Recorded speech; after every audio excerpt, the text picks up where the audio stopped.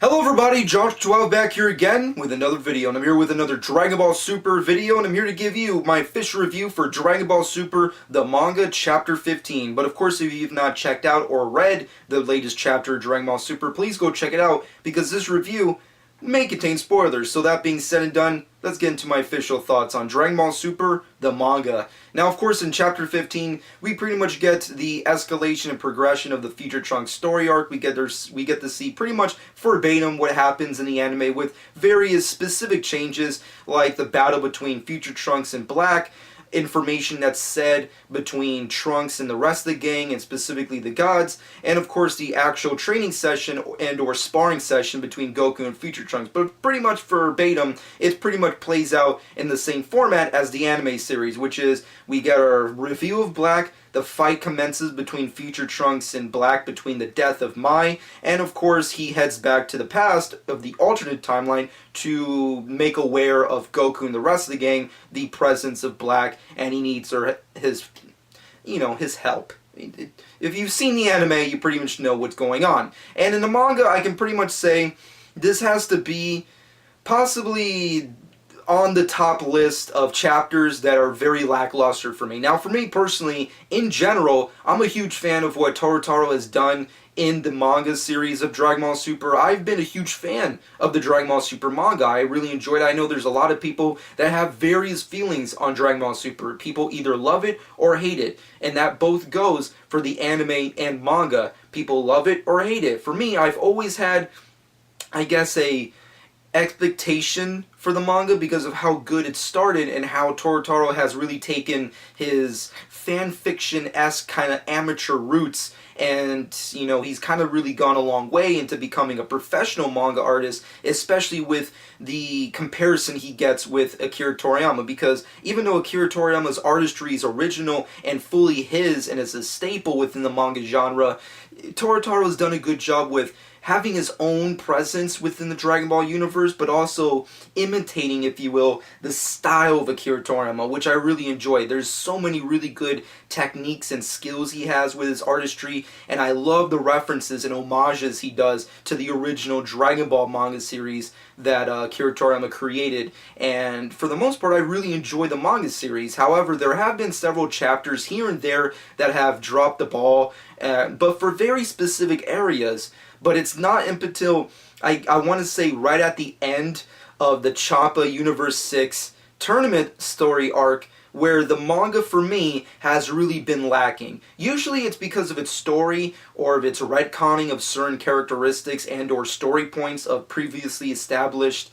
information in Dragon Ball history and in the universe, but for the most part, it's a pretty solid manga. However, in this chapter, retconning, it plays a big hand again, and there's a lot of weird, crazy shit that makes no sense. But with that being said and done, let me switch into my major negatives and then drift into my positives, because there is a specific dynamic between the two of them. Now, with my big major, I guess you would say, negative with this chapter of the manga is that it just felt very amateur, and that has a lot to do with the artistry of Toyotarō. Now, usually Toyotarō, like I stated previously in this review, he's a good artist. He's really good at, imitating Akira Toriyama's artistry, but also giving it his own flavor. He comes from fan fiction backgrounds. He comes from Dragon Ball fan fiction backgrounds, and he brings that into this world, and with his new style and, I guess, professionalism, he's really great. Crafted a good niche for himself in the manga industry, and I really enjoyed that out of Dragon Ball Super. However, this chapter, especially with the Black and Trunks fight at the beginning of the chapter, feels very scratchy to me. Usually his artistry is really good, really awesome. If there's any complaints, I would definitely say he needs to put a little bit more splash pages to really let, art really flow and breathe, instead of just having very tiny pockets of panels everywhere. But for the most part, his action and artistry goes hand in hand. It's very solid. In this fucking chapter, it's completely scratchy. The previous chapter, solid. It was a great start. The action was there. This time around, it just looked very amateurish. It just looked like he had only maybe 3 days to make it, and he did it in pen, and that was it. That's how it looks. It didn't really look professional. It looked like an amateur crafted this chapter, especially with that fight between Trunks and Black. I will admit, when comparing it to the anime series, the fight is a little bit more extensive. There's a lot more sword play, if you will, which is really cool and interesting. But for the most part, it was a very lackluster fight. And with Toyotaro's lackluster, amateur-esque artistry, it didn't really help out the situation. Moving off of that, pretty much everything that happens within the alternate past timeline when Future Trunks inevitably gets back into that time pretty much plays out the same way. I mean, Bulma and the rest of the gang are there to greet him. Kid Trunks is freaking out. Beerus is asking too many questions. Goku and Trunks have their little butting of heads, which I will say in anime and both manga form, it's still fucking epic and boss-like to have Goku catch Future Trunks' fucking punch before it connects to him. Really boss shit there. But everything else, it's pretty okay. It's pretty standard stuff, and it's okay. Artist-wise, storytelling-wise, it's pretty much verbatim like the anime series. But then everything comes to a screeching halt when everybody decides, okay, we're in peacetime again, we're gonna relax a little bit, we got the time machine, we're gonna fix that shit, we're gonna go back to the fucking past or whatever and take on Black before he comes back over here with his fucking time ring and like fuck everything, fuck up all our plans, because if you've seen the anime, you pretty much know what's going to happen in the manga. But for the most part, this is peacetime, and then we get this weird sparring match between Goku and Trunks. Now, I'm definitely going to say this, the anime version is better. It may not, I feel like the artwork, I find it really ironic. It's like with the Black and Trunks fight, the artistry sucked. It looked scratchy. It was not really, it was very amateurish. When it came to the fight or the sparring match between Goku and Trunks, it was on point. It was fucking kick-ass. It was really cool to see them go at it, and it was very artistically rendered very well. However, there were some things that really bothered me about that match, and it has a lot to do with a lot of this chapter, and probably and mostly all of Super when you think about it, because a lot of things that bothered me about this chapter, and with this moment in particular, is the power scaling. When you look at the dynamic, Goku is far beyond the power and skill of Future Trunks. Granted, through the course of the chapter, you figure out that Future Trunks has reached a new level in his power, kind of similar to how he does in the anime. He's reached Super Saiyan 2, he's pretty much at the same, I guess, power length past Gohan when he was fighting Cell, so pretty much at the same kind of status where Goku and Majin Vegeta were fighting. He's somewhere in that kind of level, but for the most part, he's not on par with Goku and Vegeta at their Super Saiyan Blue forms and beyond, and of course the gods and so on and so forth. However, the thing that bothered me about this sparring match is that the artist Toyotarō and I guess Akira Toriyama's writing, they played it out as if Trunks is pretty much on par with Goku and what's going on, which makes no sense. The power scaling was way off. It felt like he put all their energy and attention to this one sparring match instead of the actual match that was going. I mean, like, put fanboyisms aside or like logistical information aside. When you think about it just as a storytelling standpoint, it makes no sense, because you have Future Trunks having a very weak, half-assed fight with Black, and then with this regular sparring match that has no real matter in anything, Trunks is pulling out all the stops. He's like Super Saiyan 2, he's fighting on par with a Super Saiyan 3 Goku, which makes no fucking sense. It was just fucking dumb. The power scaling was way off. Usually in power, the scaling is very off and weird with the manga form, or anime form for that matter, with Dragon Ball Super. For the most part, it pretty much is consistent with the anime series, and sometimes with the manga series, but sometimes it kind of gets to a point where it's like, okay, when a character can do these things, another character outside of that may not be able to come close to that. And then that whole weird panel sequence where you have Goku kind of becoming Super Saiyan God for a split second to knock out Trunks. It's like, really? You're telling me at a point where Future Trunks is a simple just Super Saiyan 2, he can be on par with Super Saiyan 3, and on top of that taking a direct, well, not a direct, but like a knockout hit by a Super Saiyan God?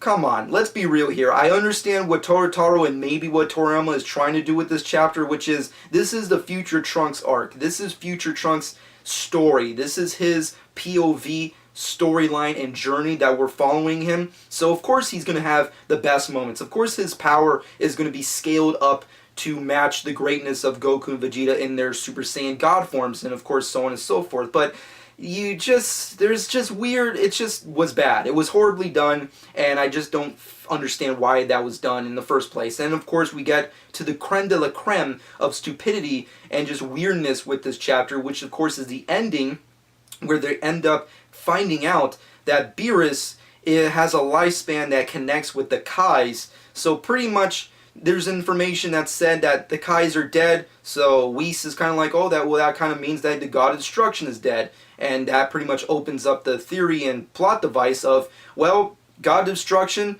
is connected with the Kais, so if you want to defeat beerus, you have to defeat and or kill Supreme Kai, which doesn't really make that much sense. And I know what they were trying to do. I guess Toyotarō and Akira Toriyama, specifically Akira Toriyama or whoever fucking decided to do this, was trying to go for the Piccolo Kami route. But the thing that bothers me about this is that, first off, if you wanted to do that kind of a plot device, okay, sure. But that has nothing to do with anything that's happening in future sagas and story arcs, because the reason why this plot device worked back in Dragon Ball, and of course Dragon Ball Z especially, is because it created stakes in the story that Akira Toriyama was trying to do, which was Piccolo and Kami were attached at the hip. They were one being. So because they're separated, if one dies, the other one dies, and the Dragon Balls go with it, which created stakes with everything that happened within the storylines of the end of Dragon Ball, leading up into the Saiyan arc, all the way ending with the Frieza arc, and so on and so forth, up until the Cell arc when they finally merged into one being. And it created stakes. It created a moment where, holy shit, we can't just use these magical orbs, these magical powerful stones where we can wish back and grant our wishes and make everything better again. No, we're fucked. Piccolo's dead, Kami's dead, the Dragon Balls are gone. We are fucked. This created stakes in the series where everything was a lot more dramatic and a lot more serious, which was perfect with the storytelling that Akira Toriyama may or may not realize that he actually created. So it was amazing and awesome for both Dragon Ball and Dragon Ball Z with the anime and manga. However, that makes nothing or has any legitimacy with this series, because beerus has no connection with the Dragon Balls, nor does he have any connection with the Super Dragon Balls. So if he dies, that really doesn't mean anything, because it has no effect with the rest of the cast or the universe. Plus, what you just did was give a loophole for other characters, even outside of the Dragon Ball verse, to be like, well, the only way to get him out of here is it's kind of like the Kryptonite debacle with Superman. It's like, you give this godlike character all this power that he can pretty much do anything and everything in his potential, yet you create this device that weakens him for stupid story points. That's the problem with Superman for various shitty stories, and that's what you've just done as a storyteller with the character beerus. Because what this chapter did was, at least for me as a fan, was Goku can never be as powerful or on par with beerus, so you've just created a loophole and a trick to find a way for characters like Goku and or Vegeta and so on to find a way to defeat him. Which is bullshit, because it defeats the purpose of what Goku's journey in this series is supposed to be, which is to train as hard as he can to become the strongest warrior that he can possibly be. And if he can never beat beerus, then why create him in the first place and then create this stupid loophole? It makes no sense, and I really don't like that they added this. I will admit that, like I mentioned in my previous anime review, it's far superior because it was comedic, but for the most part, I wasn't a huge fan of it, and I really don't think that they should use this more. It just creates retconning for previous information of the Kais and just kind of defeats the purpose of beerus, the god of destruction, in my opinion. But that's pretty much been my personal thoughts and major negatives with this current chapter of the Dragon Ball Super manga. For the most part, I love the manga, I love Dragon Ball, and I really appreciate and dig Dragon Ball Super. However, this chapter was just very lackluster. The artistry wasn't there, the story wasn't there, the retconning and power scaling was really annoying, and the new information regarding beerus was just straight up stupid and has no real merit to exist, and that's just my personal belief. If there's any actual positives, I will admit little Easter eggs, references, and comedy was really up on point. Of course, that Goku Trunks, punch was, that's just boss-like in general. And I will admit that when it came to the artistry, to the sparring match itself, it was really good. The story didn't make that much sense, especially with, Trunks being on par with Goku as a Super Saiyan 3 and then with a god. But for the most part, it was really well done. And I do feel that Toyotarō is a good, I guess if you will, artist. I just really wish that he would up his game more. I mean, like, the last chapter, chapter 14, was phenomenal. His artistry was on point. The storytelling was on point. It was a great opening to this saga and arc. This one was just a big letdown. It was just huge, lackluster all over the place. It was a dropping of the fucking ball. And that's what really bugs me about chapter 15. It had potential. It really wasn't there. The fighting was there. The artistry wasn't. And then when the artistry was there, the story wasn't there. And then there's the retconning and power scaling and stupid information that's given that just brings up more questions without answers. It's just, it just brings me back to my original point of the fucking last couple chapter reviews back that I did, which was these creators need to be a little bit more coherent and cohesive with the story that they're telling, whether it be on the anime side of things and even the manga side of things, because now that there's these two different factors, it's almost like Dragon Ball Super, the manga, isn't even its own story. It's basically just fan fiction at this point in time, and it's really starting to bother me. But overall, with that being said and done, that's pretty much been my personal thoughts on this chapter. Overall, my final verdict for chapter 15 of the manga is a solid 5.5 out of 10. It had potential, but it was a huge letdown at the end, and I really hope with upcoming chapters, fucking Toyotarō really kicks out of the park, or knocks out of the park rather. And of course, if he's gonna do Goku versus fucking Goku stuff in the next chapter, please, for the love of God, do some epic shit with some splash pages. I'm just saying, I'm getting sick of this really tight panel, side. Come on, do some fucking huge fucking art. I want to see some great shit come out of you, and I know you have the potential for that. That's pretty much all I can really say on this review. But overall, with that being said and done, I hope you guys enjoyed. Comment below, let me know what you personally think about the new information and this overall chapter of the Dragon Ball Super manga. And of course, as always, please, if you've not done so already, go to my channel to check out the rest of the chapter reviews I've done of previous chapters of the manga, and of course, previous episodes of the Dragon Ball Super anime. With that being said and done, shameless plug time. Follow me on Instagram at Josh12. Subscribe to my channel if you've not done so already, and I hope you guys enjoy. And this has been Josh12.